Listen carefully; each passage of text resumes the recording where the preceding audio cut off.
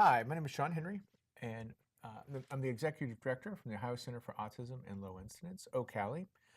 We're here today to talk about transition youth with ASD and bring you some tips. And these tips today are for parents. So we're really going to be directing the tips we're about to talk about that are practical and simple to the parents here in the audience. Chris? Yes, hi everyone. I'm Chris Filler, and I'm the program director for the Lifespan Transition Center at Ocali. Shawn and I work together. And I'm fortunate to have you. No, thank you. So we're going to start off looking at sort of the current state of outcomes for transition youth. We know from some of the recent studies that, as you see up here on the screen, that there are some concerns about the outcomes for youth as they move into adulthood. You can see that the employment outcomes are a little disappointing. Post-secondary education, only 36% of young adults moved into post-secondary education. As you go down this list, you see that there is room for improvement. And that's why we're here today, is not to be disturbed necessarily about the fact that these outcomes are not what we want. It's to say that there is room for improvement, and we do know what to do, Shawn. I mean, there are a lot of places that we can make change. And so we're here to give you some tips. So we call these transition as priority, and that's the key, that what we do see right now as those outcomes and what that research tells us, but we can change that, and we know that, and we know what the research has told us, and we know that that is really our measure of success. It's not the day-to-day goals, it's the goals that are long-term, and that's why transition is priority. We have to look out. We have to look much further out than we are today for that to change. And so the first tip we talk about is believe until you believe. We will get into that, but that concept is critical and really the foundation of all transition planning. Then we get into bring on the social capital. It's imperative that we cash that in, and we've collected it over a long span of time. We really get into explaining the impact of autism and looking at the lens of adulthood. Another thing that really has been an unintended consequence is help is not always helpful. Right. And we'll talk more about that. We must think mobile technology here and now today, and what tomorrow will bring, I think, is great for the independence and of all transition youth. Mm-hmm. We also will talk about understanding the hidden curriculum, and then we will put this all together. So believe until you believe. This concept truly is imperative to being the foundation for all that we do. We must believe that we can set high expectations and they'll be achieved. We don't want to limit or be a cap. I think that can be a difficult concept, but we must stop and really catch ourselves that we are not a cap to success. Mm-hmm. We do not stop and put any type of precursor on what can happen in the future. If somebody says they want to be in the medical field, then let's pursue that and let's believe it. And believe until you believe means you can trick yourself. You can literally need to retrain your brain. We talk about the Tetris effect of how you think. We know in positive psychology that we can get to a place of actually thinking differently because we believe it. We tell ourselves every day. And so for your transition youth parents, do that. Continue to think about, instead of those statements of, well, this is reality. No, the reality is in the future, and we want to project that in the most positive light that we can. Mm-hmm. To do that, again, this book called The Happiness Advantage by Shawn really does a nice job of breaking this down, giving great examples. And the Zorro Circle is another concept or principle he talks about, managing these bigger goals and how do you conquer them, because happiness can be at the end of those. And then again, we come back to one of the things we've talked about already, is social investment. You can reap those dividends later, but that social network is really key to happiness for all of us, but imperative in how we look at potentially getting and keeping a job, and just what that means over the long term. So for parents out there, again, as you come together, you may have to encourage each other, your group of the folks that surround you, your network. Talk to them about encouraging each other to, on those bad days where something has happened that you don't see that in the future, stop and encourage each other that these great things can happen, because they will if you believe them. We know through research, I mean, it tells us that high expectations, parental expectations of success, lead to better post outcomes. So we just really encourage you and are excited that as a foundation, it seems so simple, but we can do it tomorrow, right? We can do it right away. So we want to talk about things like not if, but when. Use statements like that. Not I hope, but will. Not I wish, but let's plan. So when you are working, when you go to college, when you have your own apartment, these statements can be a reality. It's predicting that future, Absolutely. that positive outcome. I think it's so exciting that truly parents' expectations and involvement, we now have research that says this makes a difference. So it is very powerful, and it's not to be overlooked. And social capital as well, Shawn. So when we talk about social capital, bringing that on, it's these relationships that over time can expand opportunities. Often when I talk to school administrators or any administrator, I ask folks in the room, raise your hand if you found your job through a posting or in the paper or something of that sort. And literally about 2% of people will raise their hand that they found it in some maybe online aspect. 98% of those people will raise their hand and say, I found it out through somebody else. That is your social network, and that is that social capital that we need, that we talk about. It has long-term and huge effects, and that goes from the parent's social network as well as the individuals. It's not one or the other, it really is both. We look at that in employment opportunities, education, relationships, recreation, and that sense of belonging. This all goes back to the happiness advantage. These are all impacted by what happens, and very often what we find is that for parents, what typically their circle becomes smaller, not bigger, when they receive a diagnosis. And when that happens, it's understandable, but know that you getting a chance to be out with friends is not a negative thing, right? We want to, that's a positive thing. Continue to do that. Continue to reach out and try to maintain as much of a circle as you can for the long term. It will pay dividends, great dividends over the long term. Again, when we are with our family, we actually want to explain this to the rest of our family, right? We want them to understand that you're also going to call your cousin and call brothers and things like that build and help. We do it all the time.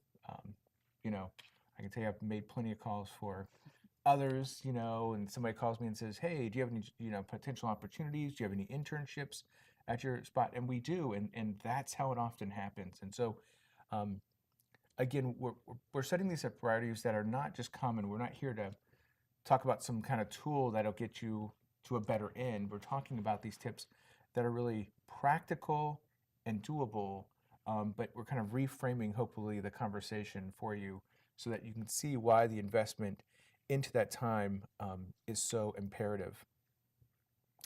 You know, this graphic just goes to show that's those circle of friends that you may have that that connect in so many different places. And one reason you want to have a vast network is that for your son or your daughter, they may be interested in the medical field. They may be interested in engineering, trains. I had a brother-in-law who worked for Whirlpool, and I have plenty of friends who really like washers and dryers. And so there's these connections that happen that you can, again, give the opportunity that might pique an interest. So again, this is a simple but practical solution and tip for the future for parents. Social capital is so important. You're right, Shawn. And it is so important to think about this in terms of the person. It's a very much of a person-centered, the person is in the middle. But we also need to think about the fact that there is that aspect of autism and having that diagnosis and understanding that diagnosis that you want to be able to explain. And so that's the next tip, really talks about explaining the impact of autism.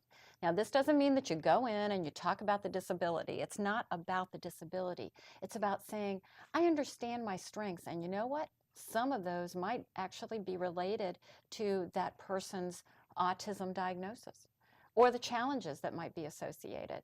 And you need to be able to discuss, this is difficult for me, or this is difficult for my son or daughter, not just they have autism. And then finally, you need to be able to discuss, and this is what helps. So let me show you just a couple of examples. This makes it easier to understand. When you talk about an individual, you may talk about their strengths in terms of, yes, you know what, they can identify any car that you want to list, or they're an expert in anime. Some people may say they're perseverating, right? But you can think of it as a strength as well. You can talk about their ability to focus for long periods of time when they're engaged. Other people may say that you can't get their attention. But you really need to talk about it in terms of how it could be a strength. And the reality is that there are also challenges. We all have them. We all have them. But when you're talking about individuals on the spectrum, those challenges might be related to the characteristics. So you need to know how to talk and tell people and explain it. So for example, on that chart, you saw that there were challenges, and then followed by that, you saw what helps, what would make a difference. What are the kinds of things that can help somebody get through those challenges, as well as how is it that you can use those strengths. The resource you have in front of you is called The Right Match. It's on the Ocali website, and it's just a tool to help you start to gain some understanding and some language around what helps, what's a strength, and how do I overcome or think about accommodating some of these challenges. In addition to looking at and explaining autism, you also want to be able to use the lens of adulthood. Now, this is a little bit of a different thought, but it's really important, so stick with me and see if this makes sense. When you think about your son or daughter's current skills and abilities in certain areas, and those are the areas listed up here are some of them, you'd start looking at them as a student, as a child, where they are right now. And you can oftentimes explain why they may be having difficulty in certain areas, and it makes sense. But then what you want to do is put on those lens of adulthood, those glasses of adulthood. You put them on, and you start looking at your son or daughter as an adult. Obviously, there is going to be a difference and a gap between where they are now and where you want them to be. Those same kinds of skills that they're using now, will they be sufficient in adulthood? Do we need to move them on? Yes, we do. And that's not a bad thing. It's just that you want to identify that. Right. And so you can start to think about it. So here's this little graphic with the lens. You want to look at where a person is now and where they want to be. And that gap in between is your gap for transition planning. So this is one example that you may want to think about. Now, Shawn, I know that you and I both know that there are many people that have to do a lot of direct support, many families that do a lot of direct support for their son or daughter, as you see her on the left. Right. They may pick out the clothes, they may do the shower, they may do a lot of things, and that is the reality, and that's okay. But then when you put on that lens of adulthood, what that person really wants to do as an adult to be able to say, I can do my own shower, I can do my own routine, and I actually look and smell good at the end. Right. So the lens of adulthood says we got a gap and we need to work on it, and this is the process that we're going to go through to work on it. We have a video here of Casey, who is a colleague of both. Yes, he works in our office. Casey started out as our intern. Casey does have autism, and we found when Casey came to us that there had been probably not a whole lot of looking at his lens of adulthood. I would agree. Definitely look, and not looking long term, I'm not sure he could potentially be as independent, right, as well. So So as you see in this video, and you can see Casey walking in, he's got an adult with him. He doesn't look like he knows what to do. He is trying to sort of make his way through even the room, and this adult is telling him what to do. So we found that that lens of adulthood was something we needed to use for Casey. absolutely.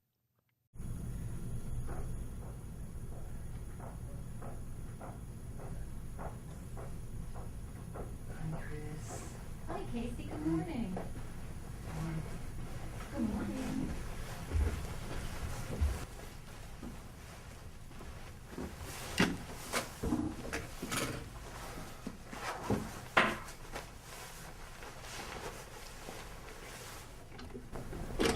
How are you this morning? Fine. Cold again this morning?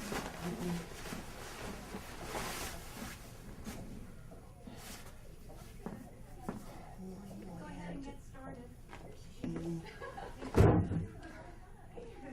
Oops, you okay? Can you hand me mine?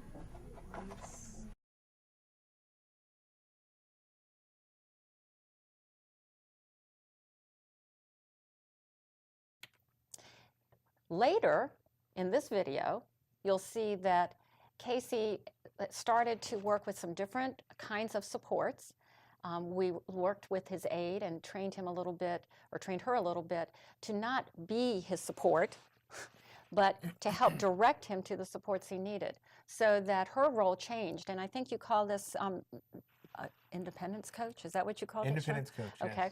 So that we're starting to use her in a different way. And as you see in this video, you're going to see that he is starting to learn to use new tools. The good thing is that at the end, Casey now is hired by Ocali. He works for us only with natural supports and environmental supports, and we are delighted to have him. Absolutely, and again, the transition happened, you know, because we thought differently.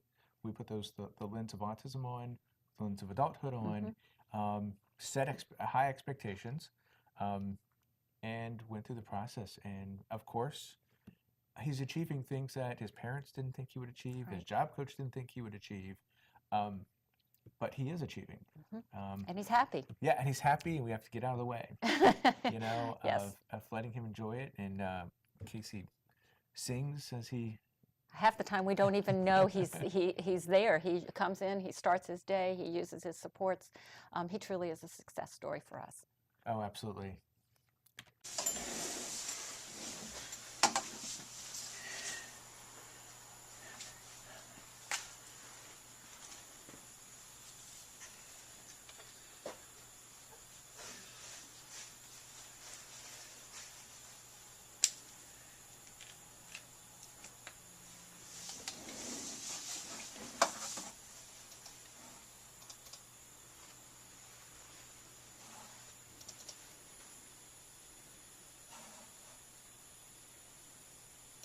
All right, so now what's next on your list?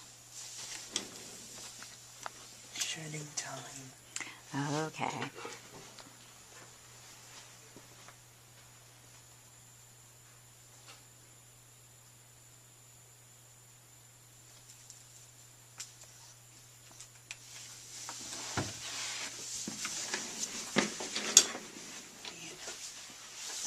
Much time left.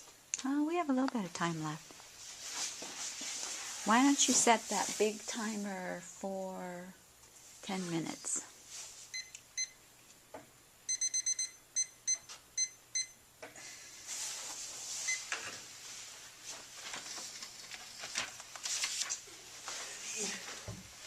Too many paper. I know, lots of shredding, huh?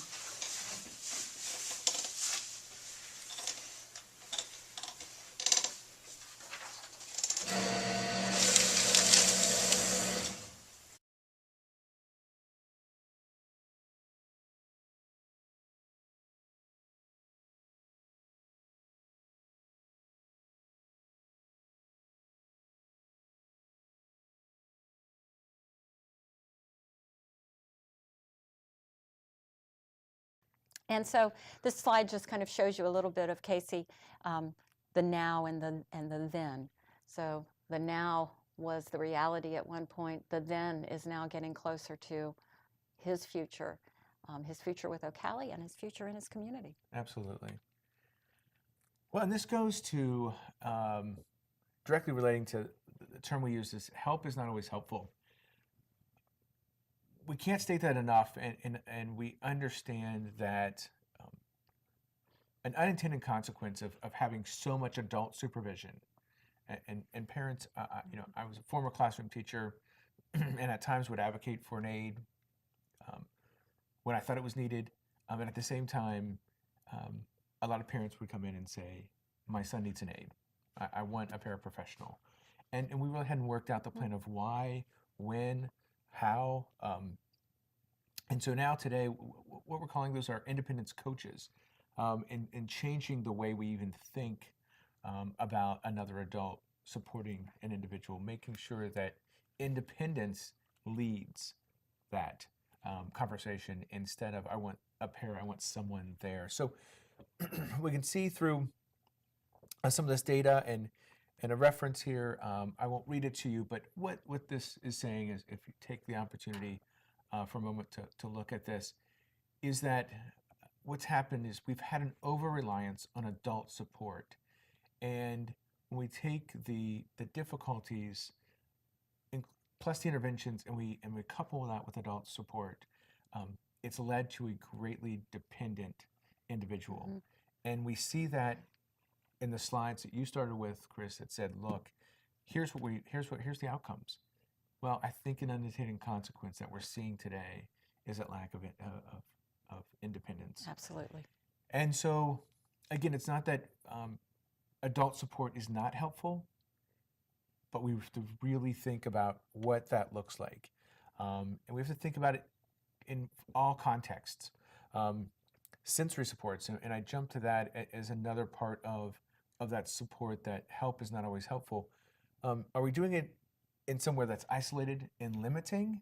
Or are we doing it somewhere that is promoting community and working, right? So what can we do to balance where things are taking place, mm-hmm. how they're taking place? Are they isolating? And what will that look like with the lens of adulthood, right? The lens of adulthood will not allow us to always go back. We're not in Europe. We don't have a siesta and can take the nap during the day, or have a specific room that we can go to always for supports in that job world. So what can we do? How do we implement that?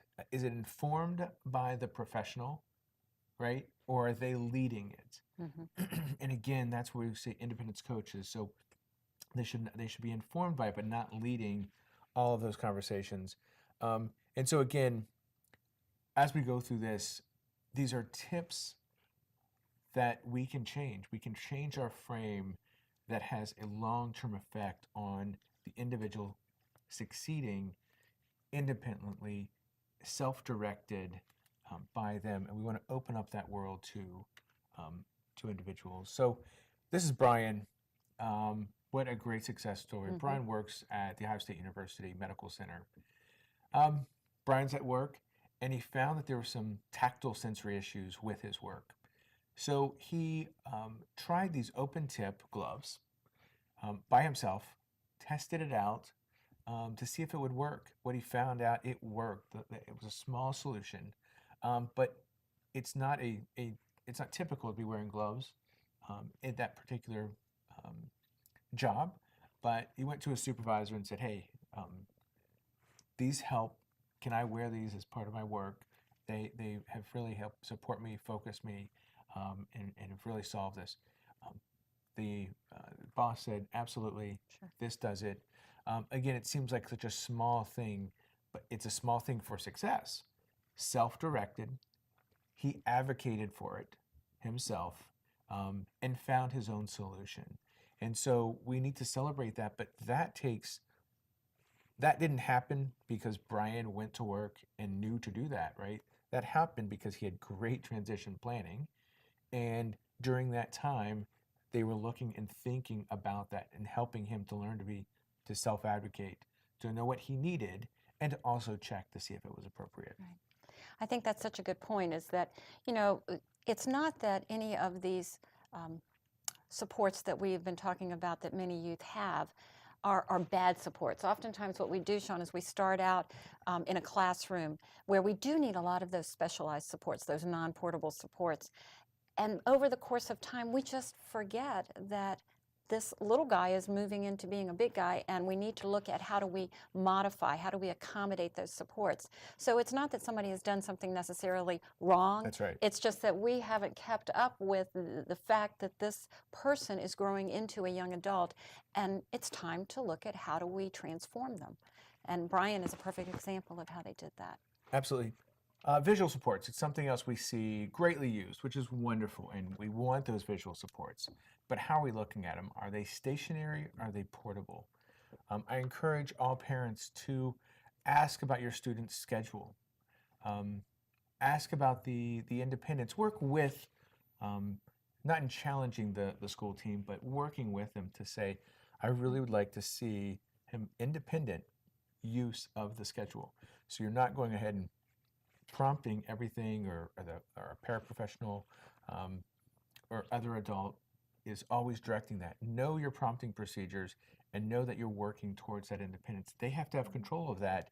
And when you get that to that one level of independence, we're going to move on to the next, right? Something, again, that is self-directed that they have. But again, I look and ask you, go talk to your team, go talk to your educational team about transition planning. Where's he with independently moving throughout his day that may have a lot of great supports in place, but are they used by him or by the professional? And then check that, step back. And when I said paraprofessional, I meant independent coach, right?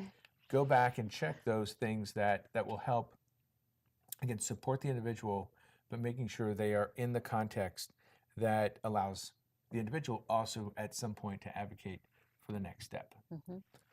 Absolutely.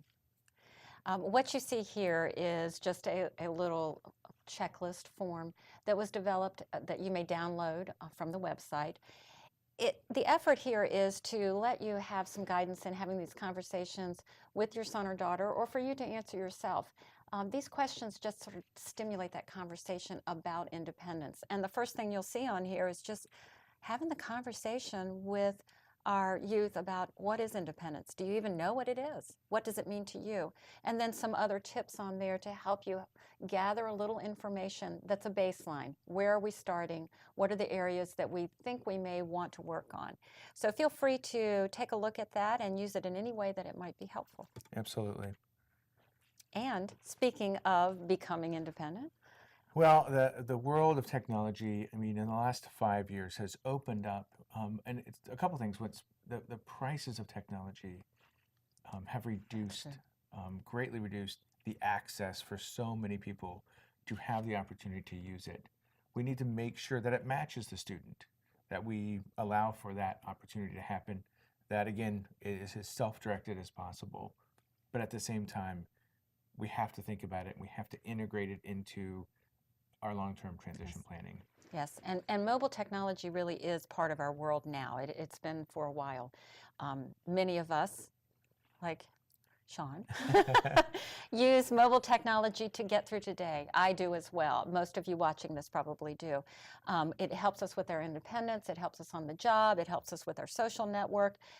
It is something that we can use and should think about in our transition planning. We do know that many youth on the spectrum respond extremely well to the use of mobile technology, and so that's one of our next tips is think mobile technology. Yeah, and I think one simple way to assess that as a parent is just to think about their own life, right? And does that their son or daughter have access like they do to that mobile technology? And then the process of getting them to effectively use it. And I think the best way to look at this is to look at some of these actually pretty exciting examples from some research. Here we have Jeff. He's 21 years old, and this research was done, Gentry did this in 2012, and it really emphasizes how important this support could be for so many people. Jeff is 21. He has pretty typical characteristics of someone on the spectrum, and he does have a lot of anxiety, Shawn, which you and I both know a lot of our folks do. And as you see here, that as that anxiety increases, so do some of his sort of stereotypic behaviors, to the point of where he was at jeopardy of losing his job even after several weeks of a job coach working very extensively with him. And what we tried instead was to use the iPod Touch with alarm reminders, clocks, some of the, even just those typical functions on an iPod, not even something special, to help Jeff learn about the job, learn about performing the job, and be able to do it independently. And the results here, you can read them, pretty dramatic. Even just 1 week of using this, no outburst. And I think, Shawn, the most exciting piece is the last bullet here, is that a year later, if you come back and see Jeff, he's still on the job with that device and working. That's success, and that technology really worked for him. Yeah, that's long-term implementation. Absolutely. Absolutely. There are a number of these success stories, and again, from research you're seeing here on the screen, not just youth with ASD, but there are others that will benefit from this, not just young people. We've got Grace here, she's 60, she's one of our examples. Using this technology, a variety of technology for typical challenges like transitioning, independence, there we go again with that important piece, being able to do the job without frustration, being able to handle the steps of the job. All of that are challenges that we can address, or at least attempt to address, with a number of pieces of technology. And you can see the outcomes here show that people actually did extremely well in overcoming and maintaining some of their job over the course of time. I think that's really exciting. Yeah, and we caution that we don't throw, obviously, everything at them, right? We don't come to a meeting and throw every time of technology on the table. We, again, just go through the process of the day-to-day, and again, look at it. If we have that professional there, could what that professional is doing potentially be replaced by some form of technology? And over time, that technology will change and keep up with that. But that's really the look at it. So it's not going to be just, as your parents go to that next meeting, we must do this. What we want to do is say, let's consider this and what it would look like for Johnny in implementing this in his job. But we know the results, and they're very positive. Right. It is a tip. It is something to think about. And this this slide actually, Shawn, reflects what you were just saying. Yeah. Is think about what currently is being done. Think about those job challenges.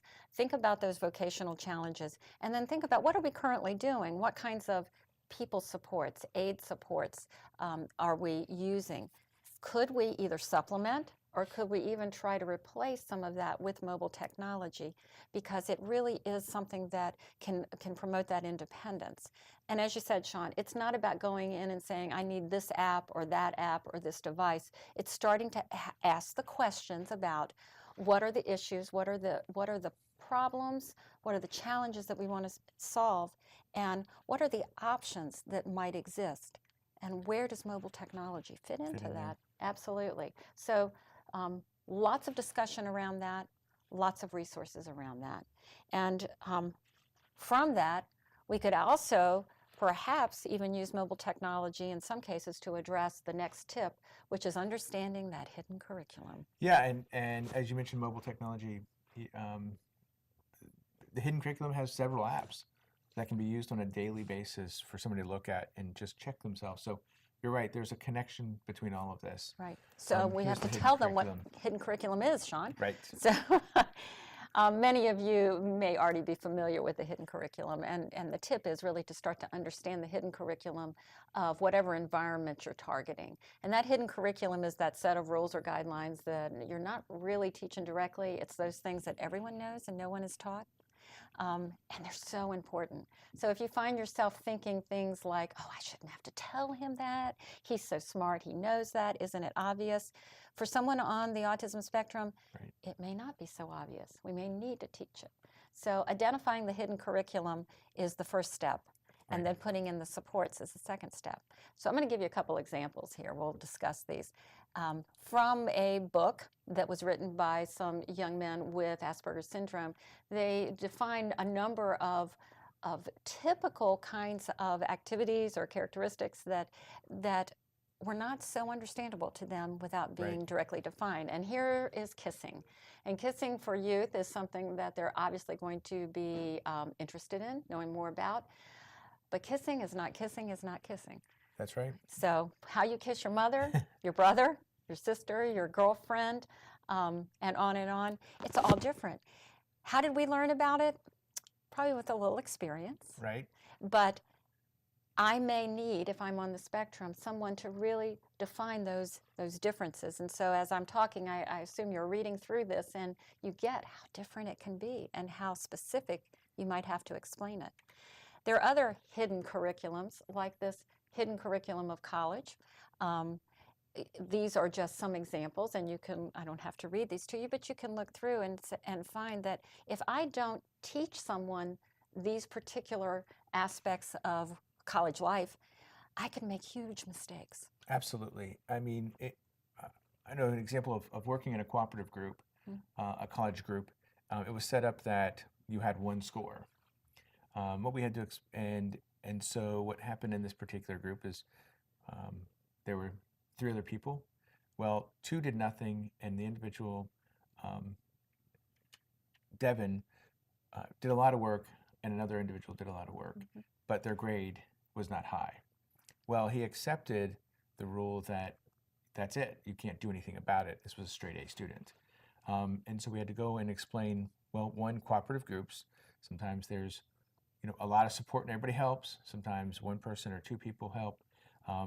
But that you can go talk to your professor afterwards and talk to them about that grade and what could be done about it and what happened as well. In that, it was just explaining how that would be done. So the social piece of it, there was a lot of explanation that had to go into what it looks like when these groups come together, how to encourage others to work or to give tasks that will not hold back the overall success. And that example shows how complex the hidden curriculum is. complex. So even something as simple as one of the examples here, studying together does not mean you're sharing your completed homework. Okay, well, it might, but for some people that might not be okay. Right. Sharing a refrigerator doesn't mean you just help yourself. Some people might do that, but many people would not appreciate that. So you Right. have to really teach that hidden curriculum. And I think we also have some additional examples here about the job. Again, the boss says, don't you have something to do? Doesn't mean you can say, no, I'm cool. It means that you should be working. So learning these hidden curriculums is actually incredibly important to not only being able to obtain a job, but also to maintain a job. Absolutely. And social situations and really just life in itself. So that tip around the hidden curriculum is really important to start thinking about and understanding the hidden curriculum. And there's something happens every day, and we need to pick up on those as much as possible. Just write them down when you notice them in that social context. You don't have to do anything right away, but keep it, look for the next opportunity or an opportunity to teach about that or explain it. Sometimes it's not just teaching, it's just really understanding the entire complexity and allow them to ask questions and to clarify why that is. And sometimes it's just because, but that's so important. It is. And Casey had his own hidden curriculum issues that we needed to explain. And we didn't even pay attention to or understand the hidden curriculum of Ocali Right. until we needed to help Casey understand. So here are a few items that you may not even have thought about. One of these has to do with sometimes the recycle bins are empty, and that's okay. He used to get anxious. Remember, Shawn, when he would come in and his job was to empty recycle bins, and that person may not have been there for a few days. There was nothing in it. That's okay. He didn't do anything wrong. We also have these lovely birthday celebrations at Ocali that hidden curriculum, Shawn, none of us like them. But Casey really doesn't like those office birthday celebrations, probably a lot to do with the sensory issues that Sure. occur. And he thought that we would be mad if he excused himself. It's okay. You can excuse yourself. Right. So I'm so glad we obviously recognized some of that, but he also was able to advocate for himself and Right. remove himself from that. And we helped him understand that was okay. We're about to our last tip here. Yeah. So again, I know we've said a lot today, and we weren't taking you through some process, but really taking you through ideas that we think will make and have very impactful part of the transition planning process for your son or daughter. Finally, putting it all together, we call this the 6-minute caps. So many folks are just so busy. We know we don't have time, again, always to run through another process. So I'm going to jump right to the example. The Comprehensive Autism Planning System transition form. This is Pia, and Pia loved gardening and having that work experience. So we found that job match, which is so great that she was excited about. But what we do here is basically look. The first column is training needs. What needs to happen? What are the activities? What do we need to make sure we're supporting and helping with independence?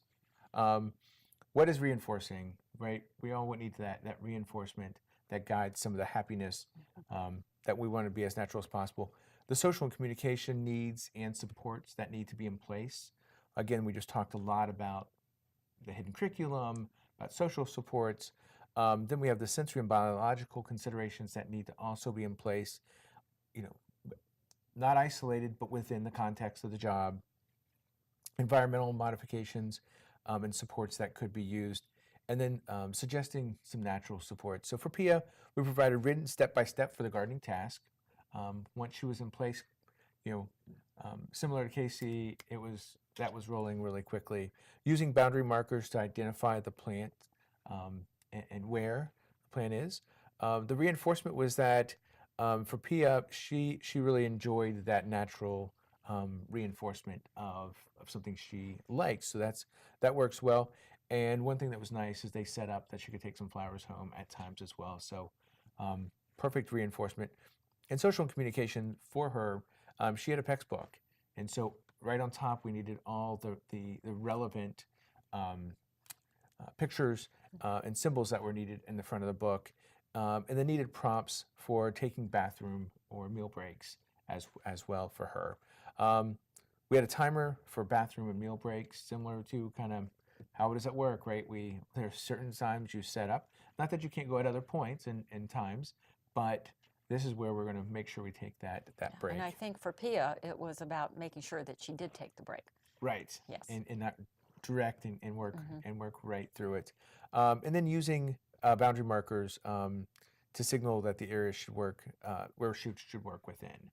And finally, we had a coworker working with her and making those connections as a natural support and helping her recognize all the labels and working together. Because again, it goes back to that connectiveness that they could have in the job in something natural. So again, this was something that we could sit down very quickly with the team in 6, maybe 5, maybe 7 minutes, but get completed and really help support her independence within the context of her job. And over time, this can be fluidly done with a team. I do like this because I think that it allows you to have sort of a one-page overview of a particular activity or a particular place in the community that you can do a quick check, especially if you have multiple people, employers, just a social network. It helps you just kind of review it, and most importantly, you can review it with Pia or review it with the person to make sure that they understand that this is how you're going to be successful as we go through.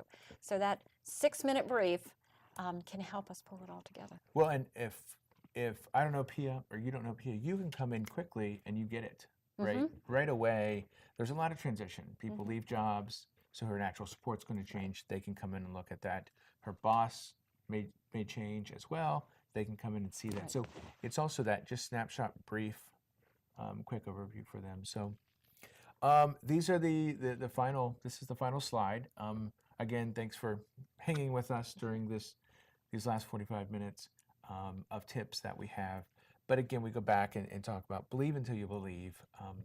We can do this. We can do this tomorrow. It takes practice to retrain yourself to really open yourself up to all ideas, but it'll make a difference. Bring on that social capital, cash it in. You've worked years to obtain it, and others. You know, what we always find is others love to help. You know, so don't be afraid to ask. They don't mind. They don't mind helping. You might be surprised. True. Explaining the impact of autism, what that means to all involved in the planning, and how that directly impacts the person. Strengths, challenges, and what works. Right. The lens of adulthood. Absolutely. Put those glasses on. Know that there's going to be a gap, and know where we are now, where we want to be, and use that gap to help identify what are the transition steps I need to take. Help is not always helpful. Again, some of the unintended consequences, we want to kind of put out the warnings, because I think we've learned over time. We were getting a lot of really good support, but it became too much. And so now we're going to kind of think about it a little deeper before we just ask for it. Mobile technology, it's there, it's here, and we Use it. want to use it as much as possible. Understanding that hidden curriculum, again, there's probably something every day we can pick up on. Write it down, keep it in your back pocket, and just take opportunities when they're sufficient to go through and explain those. And then putting it all together. The 6-minute caps is really the only form we wanted to present you with, but one that is simplified and hopefully practical. It was pleasant to be able to do this, and I hope you get something out of it, and let us know. And if you have any questions, direct them to Chris. No, I'm kidding. Send pass them them on right to on. us, and we'll get right back with you. It's been our pleasure. Thanks so much. Thank you.